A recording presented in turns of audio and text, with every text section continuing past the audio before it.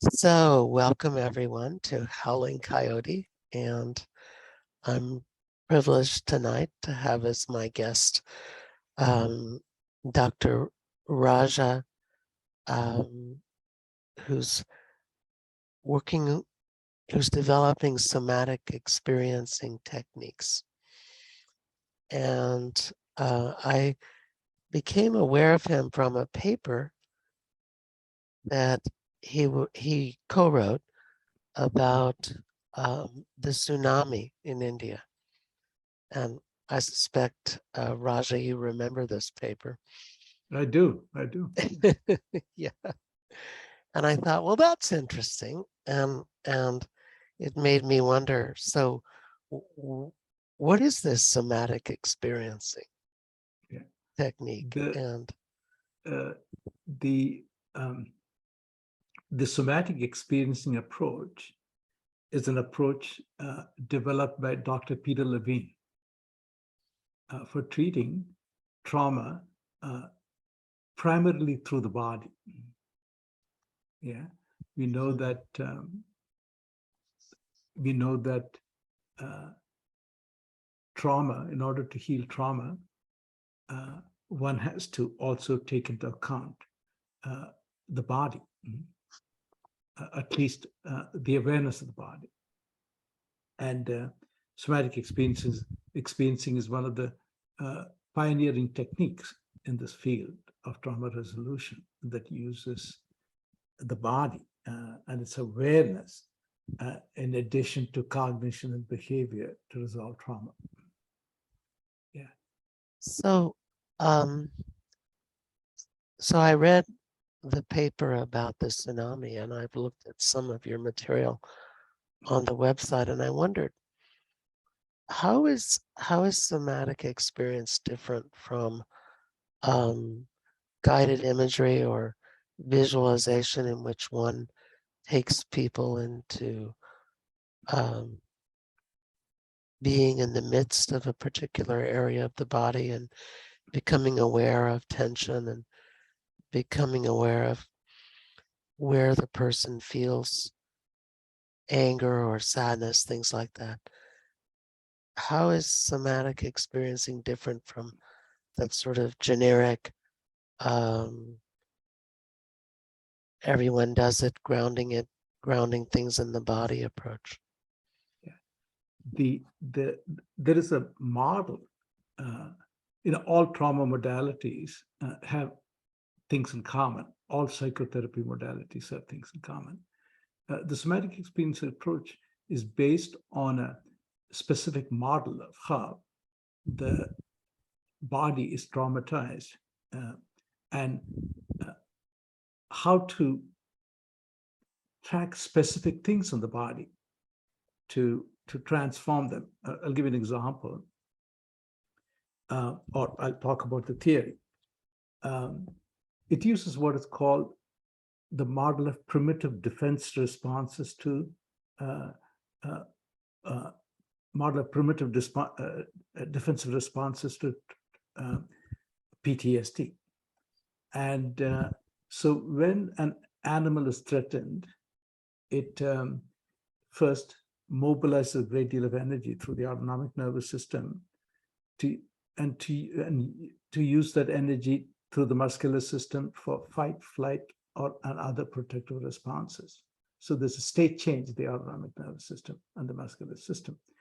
And if it's able to succeed, then there's no trauma. But very often, it remains in that state after the trauma is over. Or it can also go into another defensive response called the freeze response, which might or might not accompany dissociation.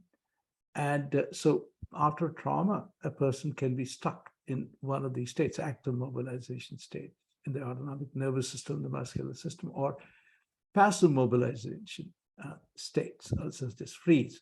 So the somatic experience technique is not just about tracking the body in an arbitrary way, to look at phenomena as they appear, but it's actually to look for these specific states and to change them.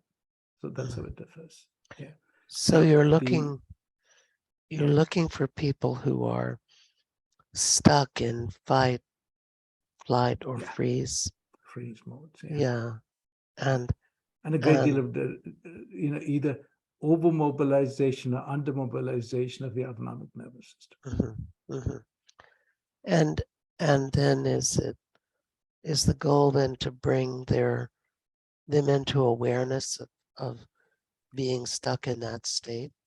Yeah, to track these states, because there are certain specific autonomic nervous system and muscular system markers like constriction, autonomic nervous system markers like high heartbeat, to track them specifically and efficiently to bring them into awareness. But also, awareness alone doesn't do it, right? In a traumatized brain, awareness doesn't work, function well.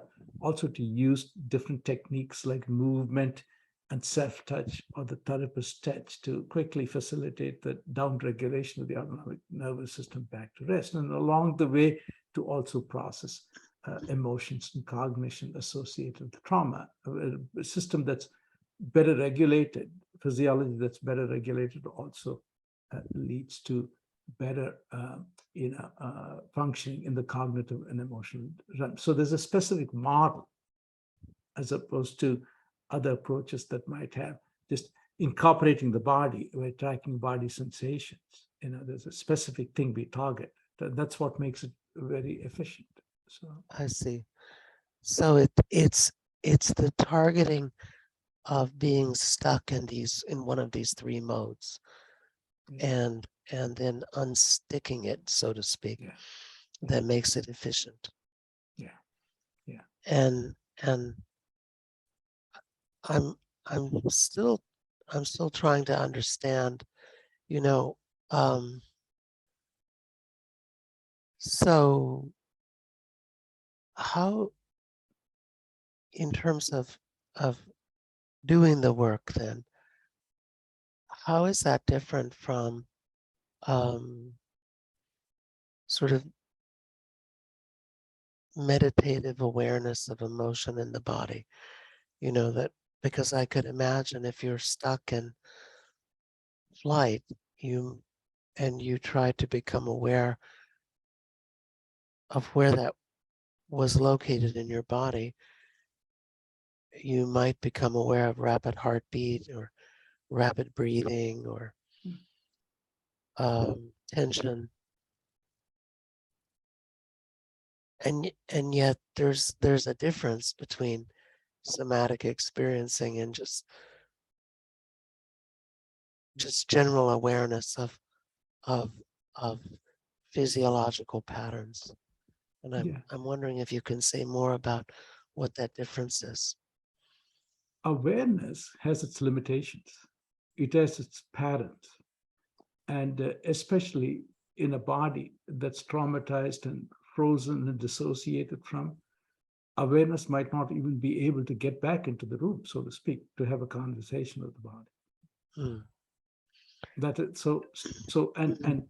and then people don't often don't know uh, what to what to track, and you know with an open-ended awareness, it can be very inefficient.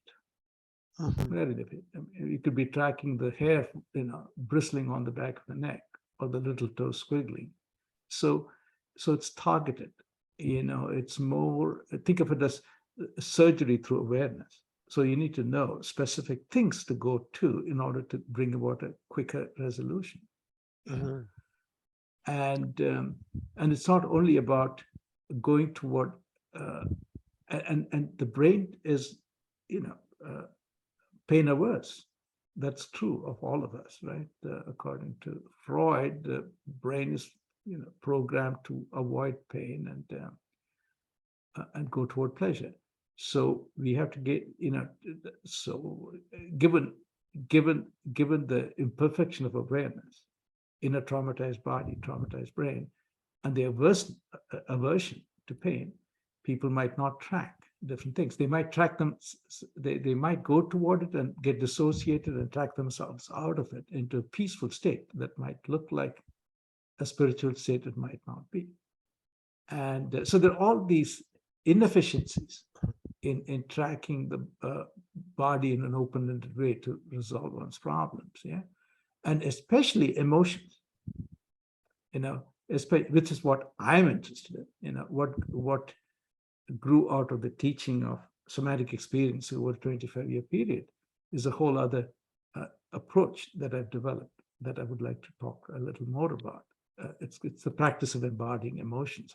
You're aware of it. I Yes, imagine indeed, that you were leading indeed. to that, right? Yeah. Indeed. So And in fact that, we just sort of jumped into this, but we should give you a chance to locate yourself in space and time in case people want to find you. exactly. Yeah, I, I, yeah. I still teach somatic experiencing. It's my 25th year of teaching somatic experiencing. I teach a lot less of it. But of late, I'm teaching more of what is called Integral Somatic Psychology, or ISP. It's an approach that's based on a different model than somatic experiencing, but it's all about emotion. Um, the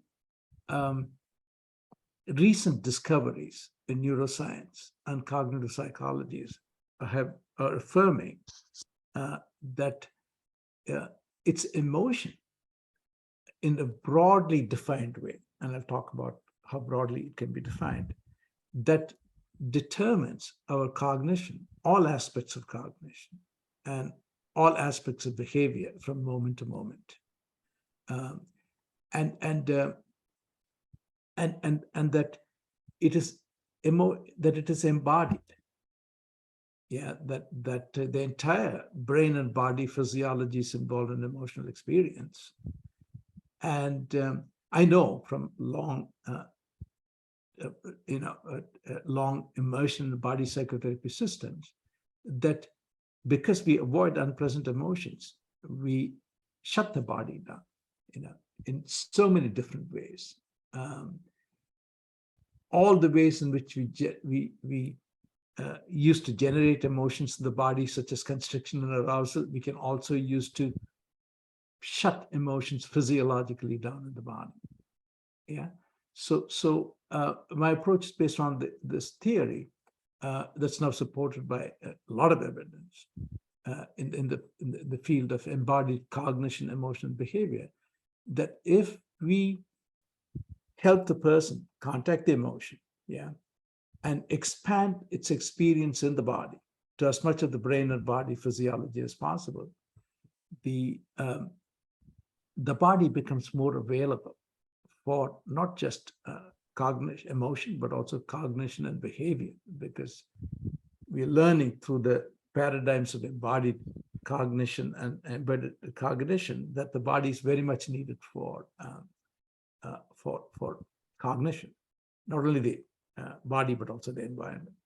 So it's my interest of late, whether I'm working with trauma, the intense emotions of trauma, complex trauma, or trauma in any other context, including meditation practices, is to encourage the person to start to pay attention more to the emotion, you know, in emotion that can easily be pushed away by the brain, that's actually tracking the body for experience.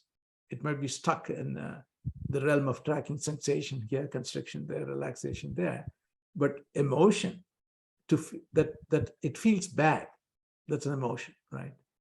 Beneath the emotion of feeling bad, you can have all kinds of things like, tingling here, constriction there, pain there. Those are the constituent sensations that give rise to the higher order uh, body map in the brain, about which Damasio calls emotion. So it's about when we expand that, then the body generates a greater capacity. The brain generates a greater capacity to be with an emotion. And when that happens, the brain has more time to process the emotion for cognitive and behavioral implications. I can give you an example, and I've said a lot, in a couple of minutes, but I'm sure that you'll have many questions about it. And so that's what I'm focused on. I just recently wrote a book called The Practice of Embodying Emotions. Method for a guide for improving cognitive, emotional, and behavioral outcomes. Yeah. So yeah, I'll be glad to answer any questions about that with examples. Yeah. It reminds me a bit of Evan Thompson's work. I don't know if you have seen his book, The Embodied Mind, with No, Varela.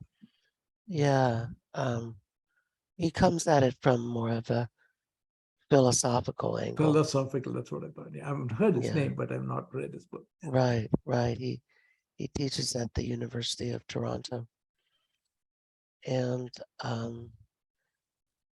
one of the things that came to mind is, and I wondered if you could comment on this. There was one researcher whom I read recently who argued that there's four basic emotions. There's aroused, distressed, aroused, not distressed, Mhm. relaxed, distressed, Mhm. and relaxed, not distressed. Yeah, And yeah. it seemed simplistic to me, but on the other hand, I thought, well, I can think of some clients that this would be an expansion for them of Mhm. their awareness of emotion. Yeah. This model that you're talking about falls under a category of models of emotion called the dimensional theory of emotions. And the most popular one is by Russell, and it has two dimensions. You have the arousal dimension, right, high low, right. The other dimension is what is called valence, pleasant unpleasant. So pleasant unpleasant. For example, you know, being excited about getting married can be an example of a pleasant emotion, high arousal. Valence is positive. Like being very afraid of getting caught for something will be, again, it's high arousal emotion, but it has unpleasantness, right? It's toward the unpleasantness in terms of valence. And then um, you can think of low arousal pleasant emotions such as contentment, calmness, right? And so on. So you get the drift. So it's very Right. useful. In fact, I use this model for the certain purpose. See, in terms of emotions, we started out uh, with Charles Darwin, with the idea that there are five emotions, five or six emotions. So, happiness, sadness, fear, anger, surprise, disgust, right? In this cross-cultural study, and other people like Ekman have taken it to a higher level, and then they were called primary emotions or basic emotions, and then they said all other emotional experiences, like colors of the color spectrum that are made up of by a certain number of basic colors, right, limited number of basic colors, can be arrived at by combining these basic emotions. That was the idea. But the problem with that is that it actually misses a whole lot of emotions that we commonly have, what I call, for the lack of a better term, sensory motor emotions. For example, feeling bad is an emotion. If we define emotion as the impact a situation has on us, and a situation has either, we have a number of situations in our lives today. Some of them have a positive impact of me. I feel pleasant about them. Some of them have, negative impact on me. I feel bad about them, right? So even feeling bad or good is what I call, call it's related to the dimensional theory of emotions. The basic, you always, people come to us uh, and say, I feel bad about something, please help me, right? Then we ask them, what do you feel? And they say, I feel bad. So do you feel sad, or do you feel lonely? No, I feel bad. That's good enough to start with. So what I often you know the more differentiated emotions like um, sadness or loneliness are socially conditioned, like prohibited or not supported, whereas people can easily say, I don't feel good about the situation, with a little bit of encouragement. So I often start with that, just feeling bad and expand that. Expand that. There are other examples of sensory motor emotions, like feeling empty when your wife isn't home, or which is more intolerable, right, than the sadness you might feel about her not being there for a while. And or just the hurt that you feel when somebody disappoints you, right? That is more difficult than the finer, like, abstraction of disappointment. So you can just, the other day I was working with my own disappointment, and the hurt, and I expanded it into my body, and then I got to many places, great insights, and what I can do about the situation much more quickly.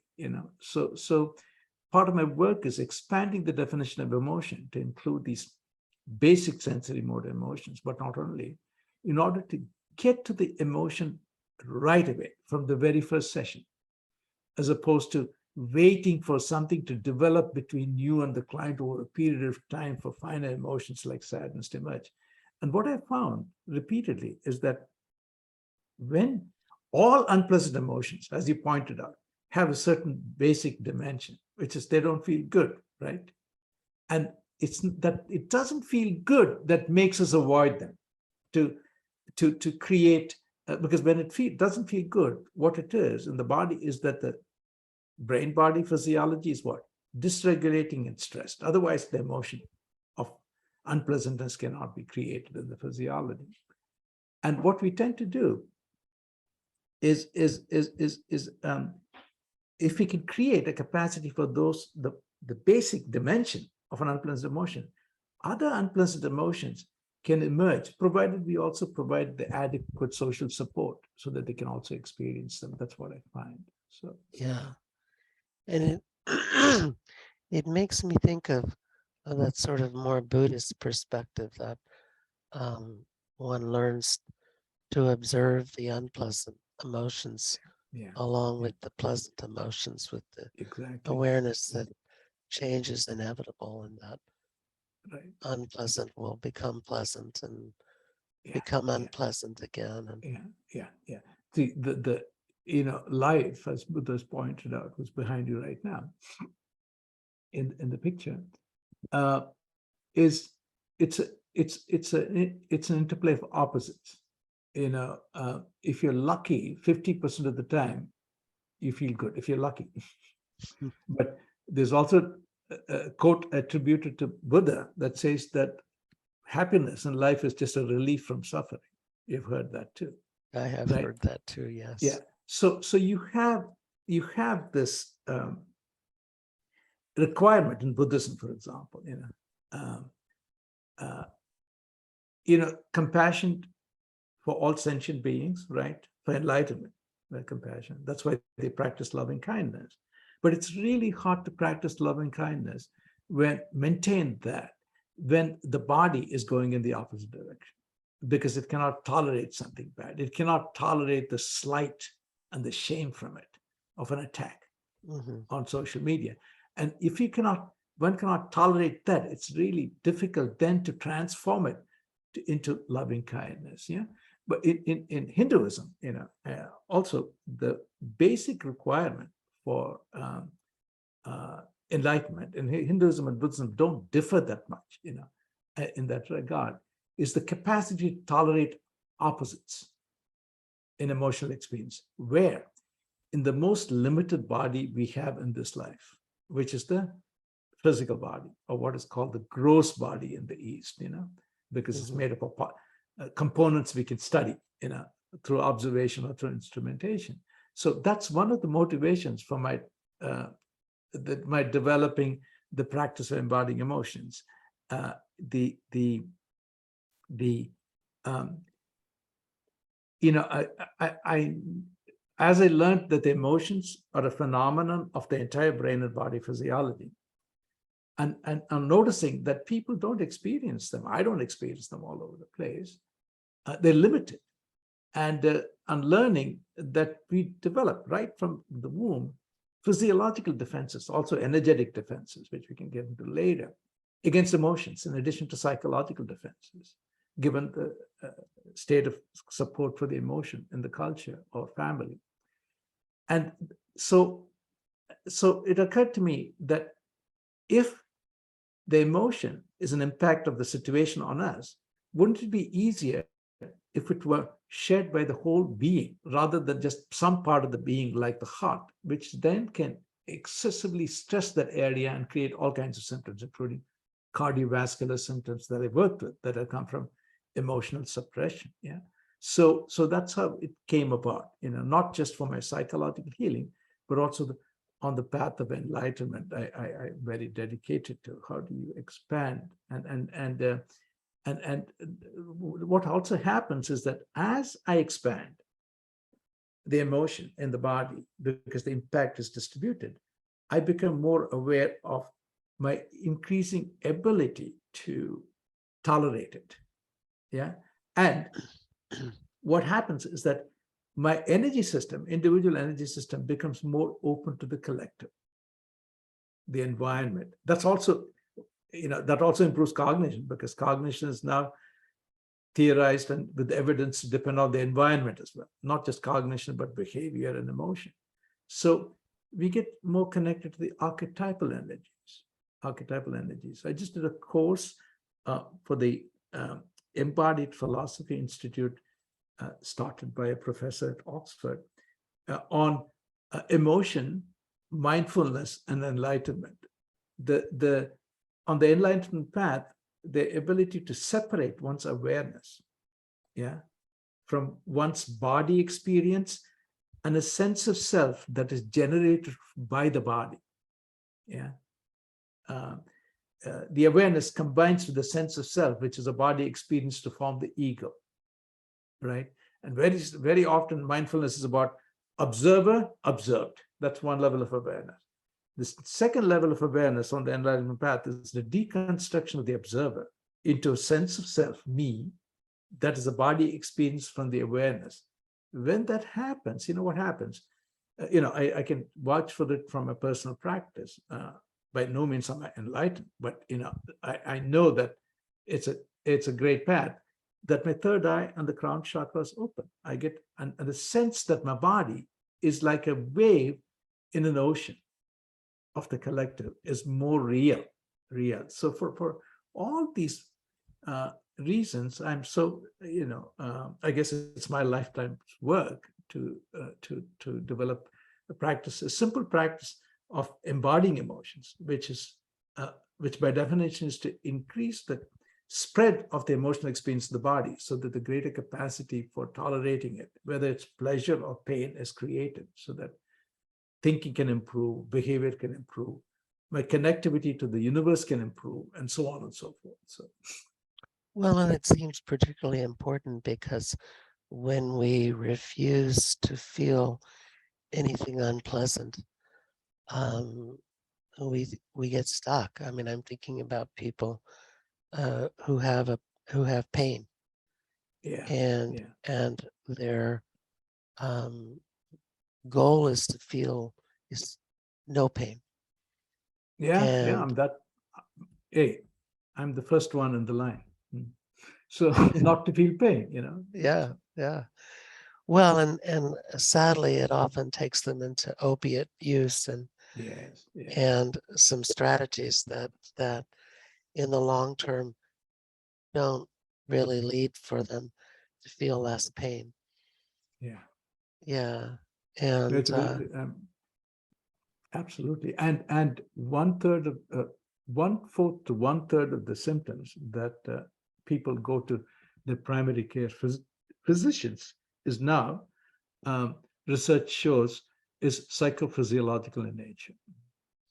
And at the core of it is an emotional difficulty and inability to tolerate it or solve it. Indeed. And you make me think of, there's a fellow at Dalhousie University, whom you may know, Abbas.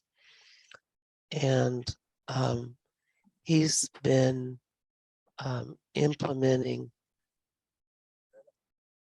emotional awareness training, you might say, in the emergency department. Wonderful. For people with medically unexplained symptoms. And his goal is to avoid the situation which we have in the United States, which is that we spend a lot of money and run every test possible. And Yes. then we say, well, we can't find anything, go see a shrink, Yeah. Yeah. which of course drives that particular group of patients livid. I mean, they become enraged when they're told that now they have to go to the psychologist. Right. Right. And Abbas's approach is to say, look, whatever's going on, stress is always a contributor. Mhm. And let's find out where it lives in your body and see if we can reduce it, and then maybe you'll feel better while you're undergoing this medical Yeah. workup. And I would love to get his full name and contact information so that I can not only send him a copy of my book, but also a paper that I wrote on this very issue. The people who seek medical attention, who avoid psychological work, research shows can be characterized in two ways. One is that they've had very little emotional support growing up, right? They've had, and two, they've had a lot of adverse childhood experiences, traumas. So they're least likely to go to a psychologist because they, they might have to feel some very meaningfully powerful, vulnerable emotions, right? So, so I wrote a paper for an osteopathic journal, and I will be glad to send it to you and to Abbas. The way to because also in the situations like emergency rooms or in medical settings, it's hard to do in-depth psychological work, right? And people will not go to medical practitioners unless you make the link for them somehow, and it can be done very quickly. And I'll give you an example of what I suggested. Let's say I have a stomachache, for example, in the paper, or backache that defies medical treatment, or manipulation therapies and so on, or it keeps coming back. We are talking about situations like that. And resistant psychophysiological symptoms that defy medical treatment, but also manipulation treatments. So I often say, sense into that pain in the body, right? Pain in the body. And then see whether you can vocalize it with me. So I go, and I'll tell you the science behind it in a moment. I actually learned it by myself when I to treat my psychophysiological symptoms. You go and also see whether you can bring that pain into your face. And then sooner or later, they actually get in touch with the pain will expand in the body from a low being focalized, because verbal expression will non-verbally express it in the rest in other parts of the body from being concentrated. But also by bringing it into the face, when you bring something into the face and throat, either from the brain or from the body, guess what? We have a lot of research that shows the brain's ability to recognize and process the emotional underpinning of the difficulty is better. Paula Niedenthal at the University of Wisconsin in Madison, has a wonderful paper on it, which you can, and so I use that technique a lot and say, do that, and then see whether you can get them to an emotional experience. Then you say, listen, you see, the emotion is there. So, I don't work with emotion as a manual therapist or an osteopath. But it would be very useful for you to go to a referral I'm going to provide you. They're more likely to be open to it, as opposed to it being just somatized. They just want relief for the pain. They want somebody to manipulate it or medicate it to take it away. So Right. Yeah. Right. Now, have you seen my book? You've not, no? I have. You have, okay. If you don't have a copy, I'll be glad to have a copy sent to you. So. Oh, that would be wonderful. That would be wonderful. I'd love to have a copy. Yeah, send me your Yeah. address, street address with the Mm, telephone number for the publisher to send it, and then also Abbas's address I will. I'll yeah, make a that'd be note of great. that. Yeah, Yeah. Abbas and and street also address. the name of the person who's in Ontario, right? The philosopher Oh, embodied yes. Evan absolutely. Thompson. Yeah. Evan Thompson, yeah, absolutely, yeah. Yeah. And it seems like we're Mark all Mark climbing. Go ahead. Mark Johnson at the University of Oregon is another philosopher in the same realm. Mm, mm. It seems like we're all climbing back into our bodies after Yeah, having been lost in our heads for a really long time. it's like that's the history of humankind, right? Right.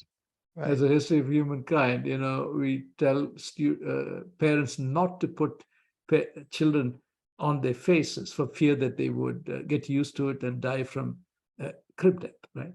Suffer from suffocation. And then we realize that's leading to developmental delays. So now please put them on FaceTime. So we keep making mistakes and rediscovering what needs to be done. So now I was at the International Society, the biannual conference of the International Society for uh, Research on Emotion, and we had a pre-conference day on affectivism. What that is, that when you define affect as to include all emotions, what we call all emotions, feelings, affects, moods, temperaments, drives, such as sexuality, then there's tons of research in the last 20 years that says in every moment it is affect that determines what I call emotion, they call affect, because if you just write to this general public about affect, they don't know what it is, right? It's a psychoanalytic term. So I used emotion to include affect and feelings and etc. So it's emotion that's driving cognition and behavior. So it's not that cognition and behavior cannot turn around and affect emotion. Clearly, that is the case. We have a lot of evidence. Change behavior, change cognition, then emotion changes clearly. But that your starting point is emotion. So we are in the realm of affectivism, and the realm of the body, because affect is about the body, even though I think the researchers in affective neuroscience are coming down to that conclusion now after discarding it in favor of the brain for such a long time. So Right. And it reminds me of a fellow who's died, um, but he wrote a book called Affective Neuroscience. You may have seen Punk Punksep. yeah, Panksepp, I know. Yeah, Panksepp is one Yeah. of the major theories of emotion. Yeah, so yeah. Well, it seemed to make a lot of sense to me that, he emphasized that we're all creatures who seek, that we're all looking for something. Mhm. And if we're frustrated, then that produces emotion. If we're not getting there quickly enough, or if it doesn't seem like we'll ever get there, or something is in our way, Yeah, then we or frustrated. Yeah, frustrated. yeah, Yeah. yeah, So that's the way I would see it. As my approach to emotion is to be integrated. Every theorist has a certain aspect of it, and so I don't discard one in favor of the other. I try to integrate them. That's why it's called, the approach is called integral somatic psychology, right? And I've always been integral that way. And so in this case, the situation of being blocked generates the impact of frustration in the body. So hmm anger, hmm frustration, etc. right, right. And one of the interesting things that um, this brings up for me, despite being a psychiatrist and having to write reports and mental status exams, I've never really understood the difference between affect and mood. And it seems, it's always seemed to me quite arbitrary Yeah. what we call affect and what we call mood. And I wondered if you'd been able to figure that out. I can tell you what you know already. Mood is mood lasts for a much longer time than an affect. Yeah, but the definitions are under constant revision. Now, the latest definition of affect is what? It includes mood. In a mood's temperament is considered to be even longer term in nature. Mm, Pessimistic, optimistic temperament, right? It's an emotion, right, right. and it's even longer term as opposed to being downcast, right? Hmm. Uh, Upbeat. That might last a little longer, but not as long as a temperament, right? So the person is always upbeat, then it becomes a temperament. So I think it's you have to explain it in terms of time. Yeah, yeah. So I no longer try to distinguish between these terms. After having defined emotions as all of these things, you know, and which Damasio does not like.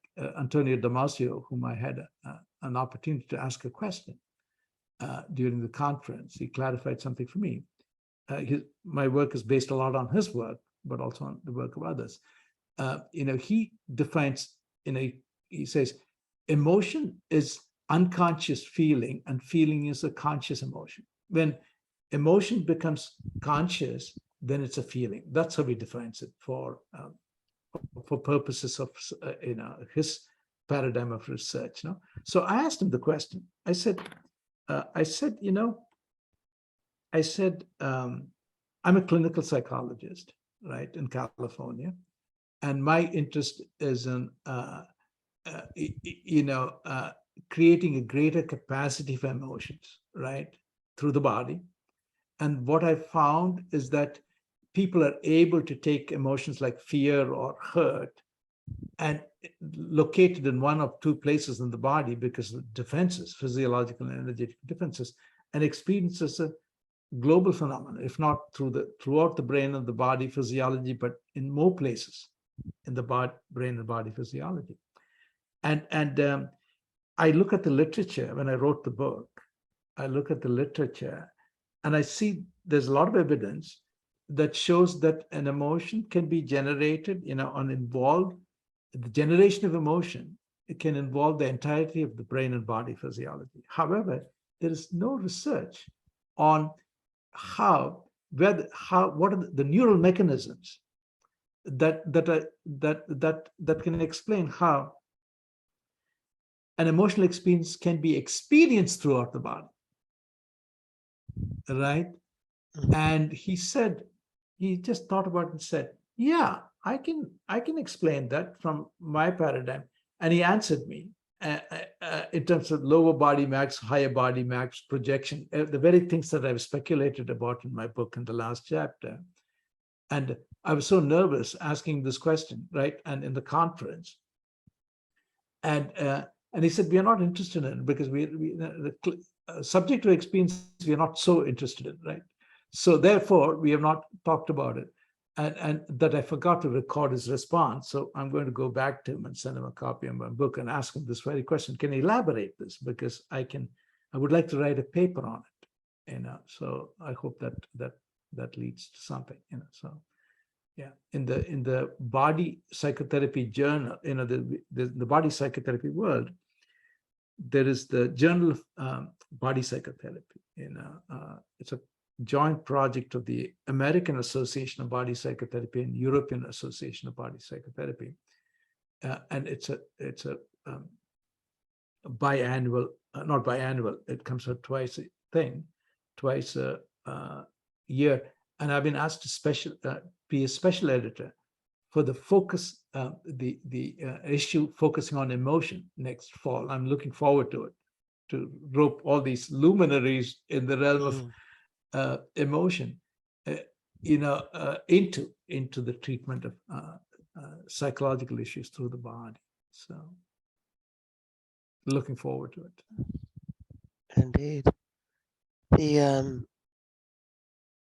I was thinking, wanting to bring us back to um, the people who feel pain and don't recognize the emotional correlate, or that it's a total body experience.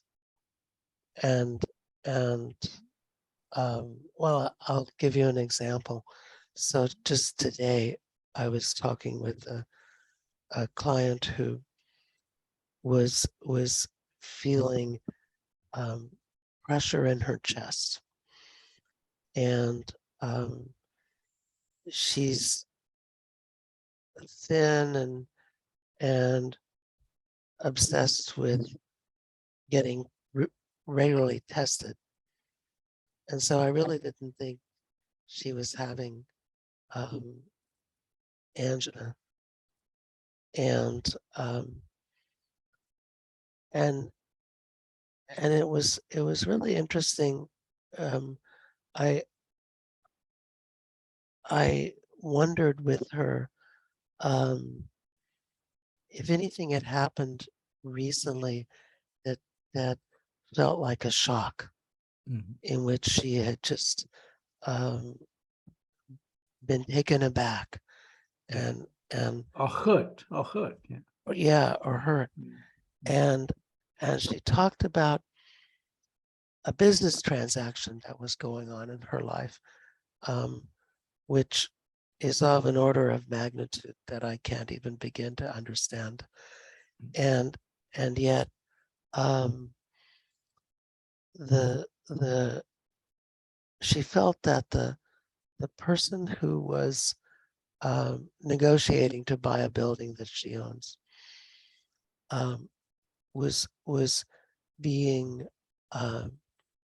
intentionally mean to her in his offerings. He was being almost cat and mouse like, and it was almost classic, when she had that awareness of how she had reacted to that. Yeah. That the pressure in her chest went away. Yeah. And we see that from time to time. Yeah. And it's so, I mean, it almost makes one reminiscent of Freud or those early, psychosomatic guys. But it certainly happens. Yeah. And I think in medicine these days we ignore that even more than we did 20 years ago or 40 years ago. Yeah. Because psychiatry also has become more pharmacological, right? Right. And Indeed. the psychological training is cut short in favor of pharmacological training. Yeah. So, but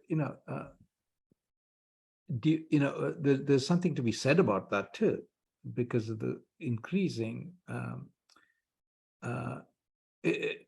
number of people, the population increasing, the number of people with such symptoms is increasing, and these symptoms form when the physiology, can often form when the physiology is stressed and dysregulated beyond a point. And medication often can be a first step, yeah, if not the solution in such circumstances where the mental health network is very limited in availability. For example, now, after the pandemic, so it has a role. It has a role. I think, but I think that you're pointing to the fact that there is a tendency to not to look at the psychological aspect of it. That's unfortunate. Well, But as we discovered, we make mistakes and recover. right. Yeah, exactly. So, My experience has been that mostly people are disappointed with the medications they get be, okay.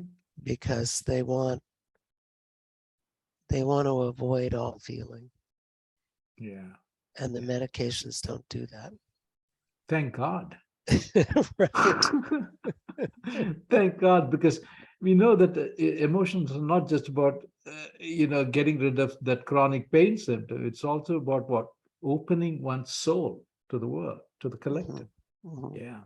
So That being moved.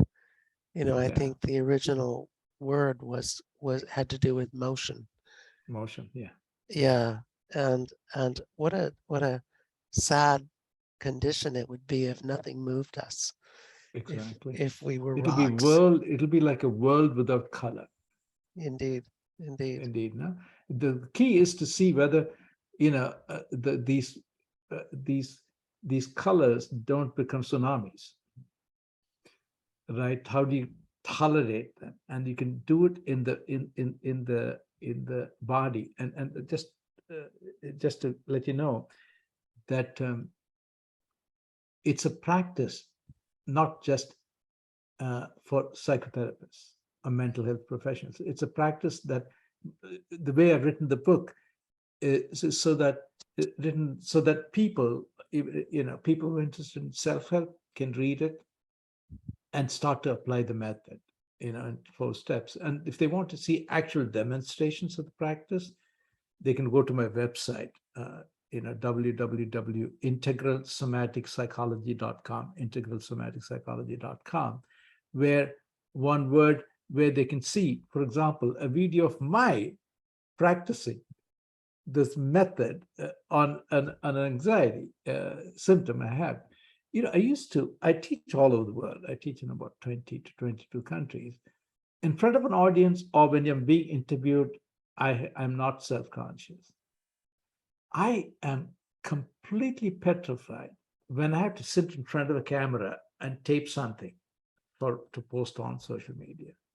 There's no feedback. There's nobody else. My inner critic, is so much stronger that I found myself. I wanted to demonstrate the 4 steps of emotional embodiment so people can see it and see how easy it is. And not that everybody who tries it as soon as they get in trouble should try to do it on their own. They should get help, but a lot of it they can do on their own.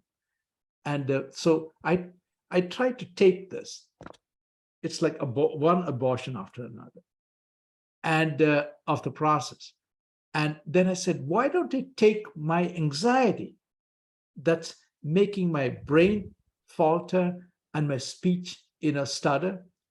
And so I used the anxiety of sitting in front of a camera with nobody present, and I tracked the anxiety, performance anxiety in the body from one place to the next till my brain started to work much better, and my speech started to get very fluid. And I did it in one take. It's a 20-minute video that people can see on my website under the book page. And I also have a video of my working with a woman with the fear of dying, from triggered by the coronavirus at the very start of the pandemic in February of 2020 in Hong Kong, so people can see. And I intend to post more and more videos of how to work with different parts of the body, how to work with one's psychological defenses, and so on. So, Videos are certainly helpful, aren't they? And it's a whole new world of being able to it watch it people work. it it it absolutely, it's Yeah, fantastic actually. yeah. And people are now willing to learn the work more online. Hmm. Hmm. And so what I've done is, for example, um, I have to schlep from one country to the next, right? And these days it's very difficult, very expensive. People are afraid to travel to come to a place, retreat center, hotel, because it's getting more expensive. So these days I'm doing more online trainings. like Pacific Rim online training, European online training, and North American, South American online training, and so on. It has opened up a whole new green way of doing trainings. Even though I must admit that the concerns that people have, that when we're not in close proximity with each other body-wise, there is something missing. That is true. When the bodies are together, I write about in this book too, we are exchanging energies, not just through the five senses. That's the old robotic model that's used in psychology, that we're using electromagnetically energies, information about emotional states, behavioral intentions, everything, like birds do in flight. Yeah. And that is missing when we are at a great distance. But you know what? We are also quantum mechanical beings. So we can also exchange energies, information even without a time lag, through quantum mechanical means. And we find that on online trainings. People are working online, they realize, hey, I can actually intuit, sense in my body the experience of the other, regulate the other through my body, even at great distances. All these things are extremely good for the environment, right? With increasing traffic and gasoline prices, etc. These are not bad things. And as long as people have in their lives some people with whom they, are physically proximate, there's no reason for everyone to be physically proximate with everybody else all over the world. It can be done this way. So Right. having said that, I do miss Melbourne. So Yes, indeed. Yeah. And I so resonate with that because I do think that it's quicker to synchronize electrophysiology with another human being when you're in the same room with them. Yeah, short distance energies, right? Yeah. But I also have felt the power of connecting with people through the internet. Yeah. And as a result of COVID, I started doing this podcast, and I've gotten to talk to more interesting people whom I didn't know before Exactly. than ever. Yes. Yeah, and it's been a great pleasure because I find a paper that interests me and I reach out to the author and we have a conversation, and I would have never done that before COVID. Right. So COVID has done some good change for us, I Yes. think. Yes. Yeah. So I think we're probably getting to a good stopping point. Do you have a copy of your book to hold up for Yeah, I the do. camera? That would be awesome. Yeah. Yeah. Here's the book. The Practice of Embodying Emotions. What we call Very Guide good. for Improving Cognitive Behavioral Outcomes. It's available on all outlets, including Amazon, and it's also available in audiobook as well. Oh, how On nice. Kindle book or Google Books, it's available. And I will certainly send you a copy. Please send me your address, street address they need, and a phone number, as well as the contact information for Abbas and I think Evan Johnson. That would be great. Yes. So I will do that. and So the website is integralsomaticspsychology.com. Integral Somatic Psychology is one word, and you can find videos there. You can also find my training and workshop schedule there. So. very good. Very good. Well, I'm going to thank you for coming, and I'm going to turn off the recording. Thank you very much. It has been a very